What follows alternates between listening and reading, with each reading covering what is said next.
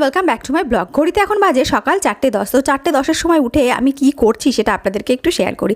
তো সকাল সকাল উঠেছি, তার কারণ আজকে একটু তাড়াহুড়ো আছে, তার জন্য ভাবলাম সকাল সকাল উঠে সমস্ত কাজকর্ম সেরে নিই। আর গরমকালে সকাল সকাল আমি একটুখানি কাজকর্ম সেরে নিতে পছন্দ করি, কারণ বেশি বেলা হয়ে গেলে না প্রচণ্ড কষ্ট হয়ে যায়। আজকে পুঁই শাকের তরকারি, তার সাথে সাথে উচ্ছে ভাজা আর ডিমের ঝোল রান্না করব। তারপরে রান্না বসিয়ে এখানে একটু চা খেয়ে নিলাম, কারণ অত সকালে ঘুম থেকে উঠেছি না, একটু ঘুম ঘুম পাচ্ছে তার জন্য।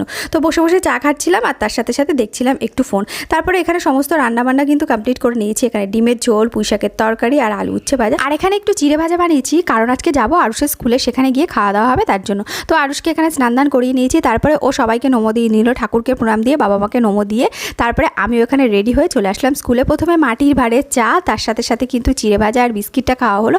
তারপরে সাধনা এনেছিল গোলা রুটি আর পাপিয়া এনেছিল পাস্তা, তো সেগুলোই খাওয়া হলো। তারপরে একটা ড্রিঙ্কস খেলাম, যেটা কিন্তু ভীষণই ভালো ছিল, কারণ এই গরমের সময় এরকম ঠান্ডা ঠান্ডা লেবুর শরবত খেতে কিন্তু ভীষণই ভালো লাগে।